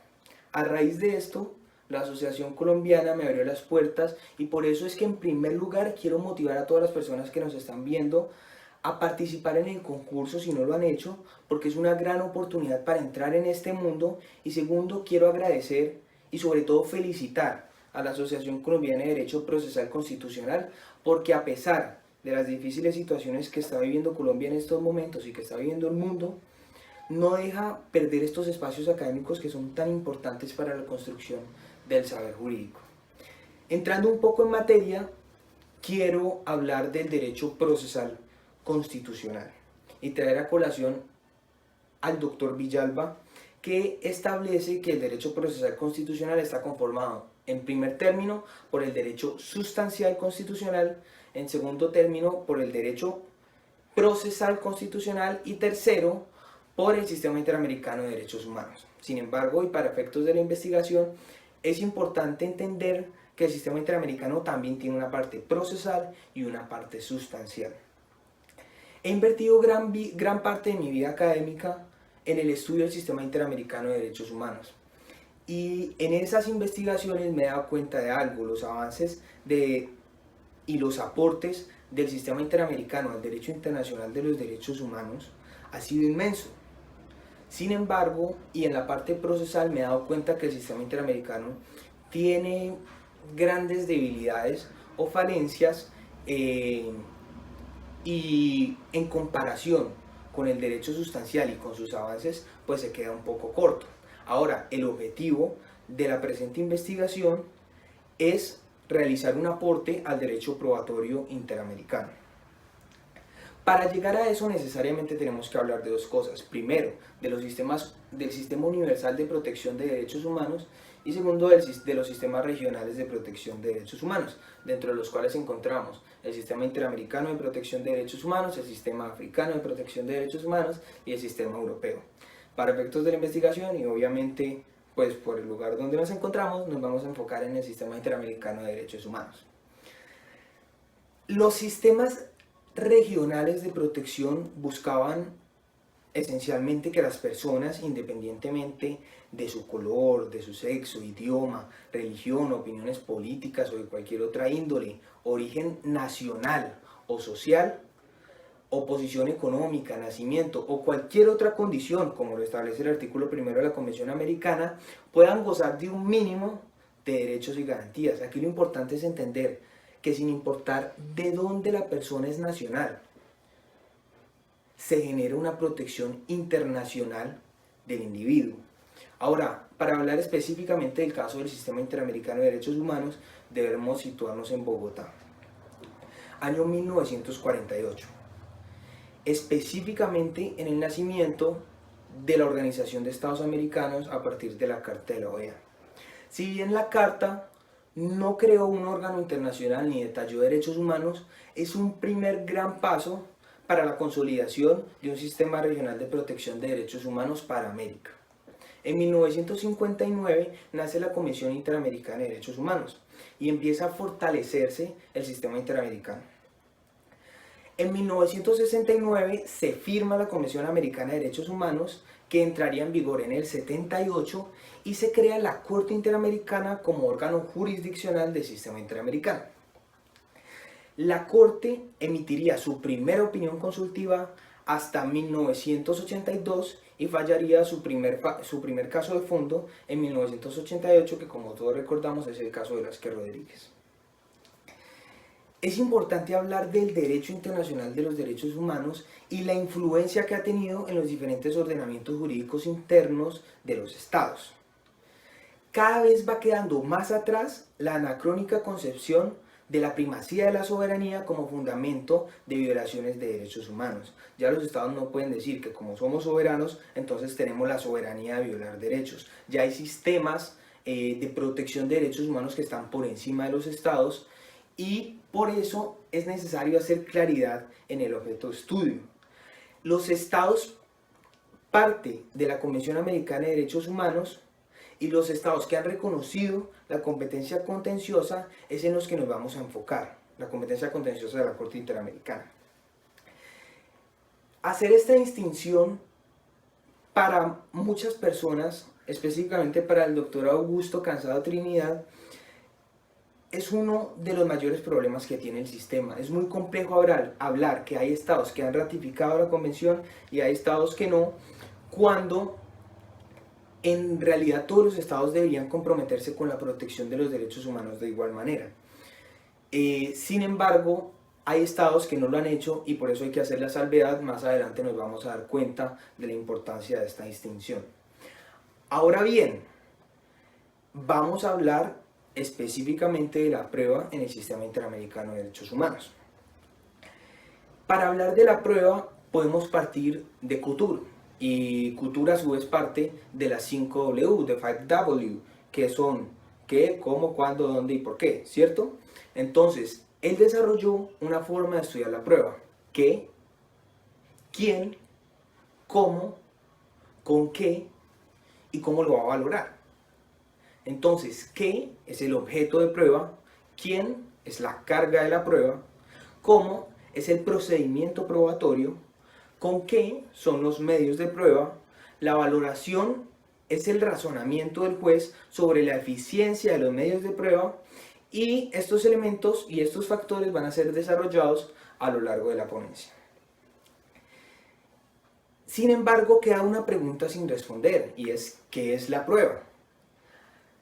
Hay tantas definiciones de prueba como autores que han hablado de la misma.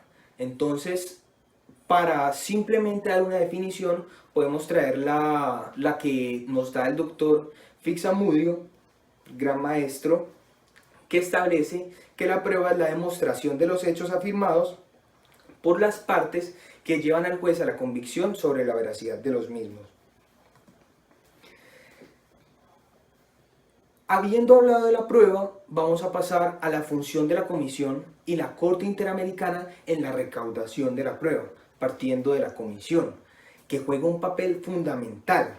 ¿Por qué? Porque es la encargada de adelantar la investigación y de recaudar los elementos probatorios, bien sea a petición o ex oficio.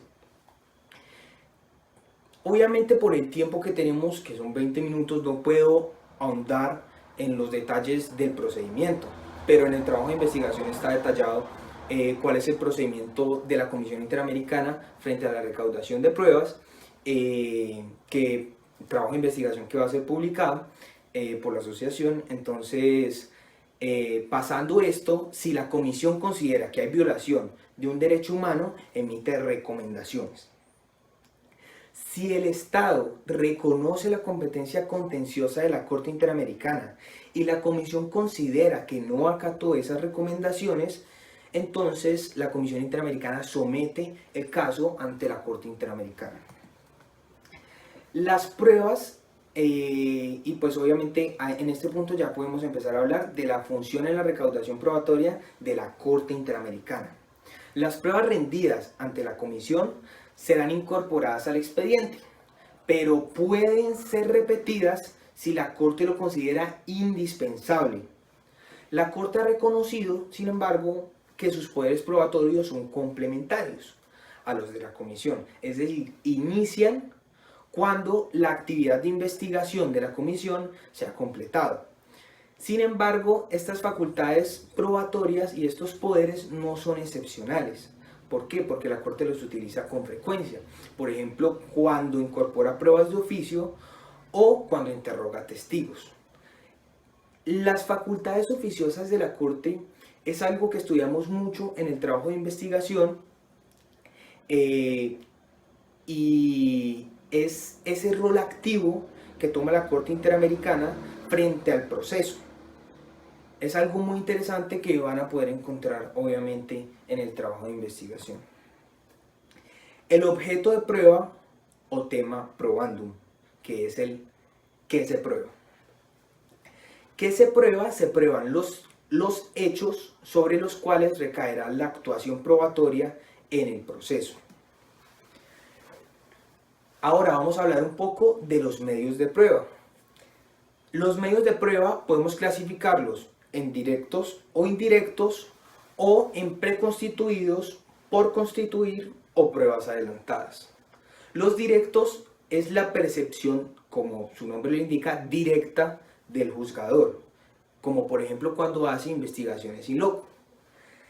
Los indirectos es la reproducción de los hechos anteriores a cargo de terceros. Por ejemplo, cuando llaman a un testigo y el testigo viene y cuenta qué pasó, pues porque obviamente la Corte no pudo estar en ese momento en que pasó la violación del derecho. Las pruebas, ahora vamos a pasar a la clasificación de las pruebas preconstituidas, que son las que se constituyen antes del proceso, las que son por constituir, que se constituyen durante el proceso, y las pruebas adelantadas, que pueden realizarse con anterioridad. Ejemplo, testigos que deben ausentarse o enfermos de gravedad.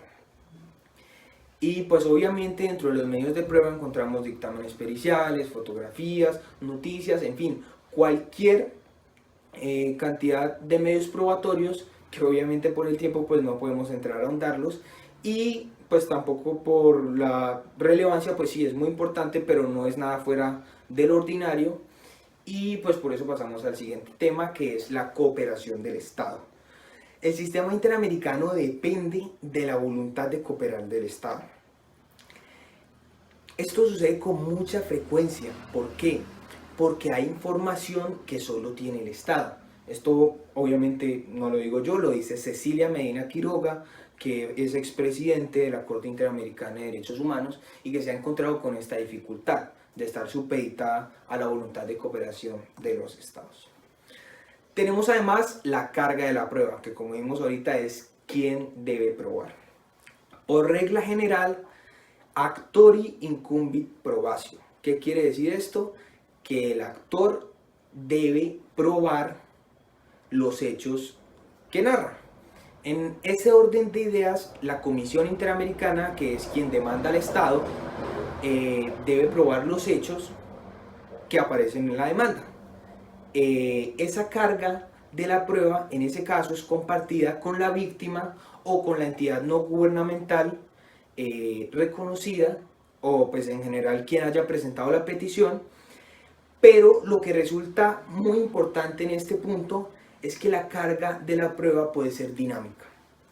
¿A qué nos referimos con esto? Que con frecuencia la carga de la prueba es trasladada al Estado cuando éste se encuentra en una condición más favorable para probar. Y pues el Estado normalmente se encuentra en una condición más favorable para probar porque pues él tiene todos los documentos, tiene toda la información. Como dijimos ahorita, por eso es tan importante la cooperación del Estado, que parte de principios tan fundamentales del derecho internacional como pacta sunt servanda y la obligación que se deriva de la Convención Americana, pues obviamente de respetar los derechos humanos y de cumplir la Convención de buena fe. Ahora vamos a hablar sobre la admisibilidad de la prueba. ¿Qué es la admisibilidad de la prueba? Es el juicio que realiza el juez para efectos de incorporar la prueba al proceso. Nos encontramos con dos escenarios. Primero, el ofrecimiento y la presentación de la prueba, que nos referimos a la oportunidad y al término procesal en que se deben aportar las pruebas, que están listados en el trabajo de investigación, pero pues son muchos momentos procesales que por tiempo pues es imposible narrar. Y segundo, la admisibilidad de la prueba obtenida por la comisión, que como dijimos anteriormente, se incorpora directamente al expediente y si la Corte considera indispensable repetirla, pues la debe repetir. Finalmente tenemos lo que es la valoración de la prueba. En la valoración de la prueba tenemos dos factores. Primero, los principios y segundo, la valoración probatoria. Los principios que rigen la valoración probatoria son libertad probatoria, flexibilidad probatoria, que para mí es uno de los principios más importantes, si no es del sistema interamericano, sí de nuestro trabajo de investigación, porque por el principio de flexibilidad se sacrifican muchas instituciones procesales en el orden de ideas que la Corte Interamericana vela por la justicia y por la verdad histórica, de la que vamos a hablar más adelante. Otro de los principios es el de igualdad probatoria. Tenemos el principio del contradictorio, pues que es un principio fundamental en el entendido de las garantías judiciales, y tenemos el principio de verdad histórica, entre muchos otros principios que rigen la actividad probatoria. ¿Qué quiere decir el principio de verdad histórica? Que las sociedades tienen derecho a construir sus bases sobre principios de verdad, que si bien el Estado ha contado una historia, la sociedad tiene el derecho de conocer cuál fue la verdad, y por eso nos salimos un poco de la víctima y nos centramos más en la sociedad, y sobre esa verdad cimentar la identidad de la sociedad. Es un principio supremamente interesante que obviamente los insto para que lo investiguen más a fondo. Igual dentro del trabajo de investigación hacemos un recuento bien importante sobre el principio de verdad histórica. Y el otro factor que tenemos son los métodos de valoración de la prueba, que como dijimos ahorita, se divide en la presunción de veracidad y la sana crítica. La presunción de veracidad es que pues si los hechos no son controvertidos, pues se presumen ciertos o probados. Y la sana crítica son todas estas reglas de la lógica, la dialéctica, la equidad, la ciencia, la moral y la experiencia que llevan al juez al convencimiento. Entonces, hay dos casos en los que se utiliza de manera pura el método de la sana crítica. Tenemos cuando una de las partes impugna una prueba o cuando la prueba se vuelve poco creíble o confiable. En estos casos, la Corte Interamericana debe analizar la conducencia, la pertinencia, la utilidad y la necesidad de la prueba. Ahora pasamos a las conclusiones. Indiscutidamente el derecho probatorio interamericano es poco explorado en comparación con los grandes aportes que ha hecho y que ha traído el sistema interamericano en la parte sustancial del derecho internacional de los derechos humanos. Es posible construir factores determinantes y que componen los elementos de la prueba dentro del sistema interamericano de derechos humanos, y eso fue lo que se propuso nuestro trabajo de investigación. Y también podemos concluir que la actividad probatoria se encuentra completamente supeditada a la garantía de justicia. ¿Qué quiere decir? Que si tenemos que sacrificar las formalidades en aras de alcanzar la justicia, pues la Corte Interamericana no va a dudar en hacerlo. Por eso el proceso ante la Corte Interamericana suele ser tan flexible, y esa es una de las grandes críticas que se hace, porque el sacrificio de los elementos procesales puede generar inestabilidad jurídica, porque si la Corte hoy determina una cosa, mañana puede determinar otra con fundamento en la flexibilidad. Entonces esta es una de las reflexiones finales que les hago. Les agradezco mucho a todos, especialmente a Alejandro Esteban Rojas, que fue con quien escribí el trabajo de investigación, a la Asociación Colombiana y a todas las personas que nos están viendo en este momento desde nuestra página de Facebook Live. Sin más, les agradezco. Hasta luego. Agradecemos a Juan Esteban por su presentación y así damos por terminada esta primera sesión del día de hoy. Agradecemos a los conferencistas que nos acompañaron. Gracias por hacer parte de este congreso.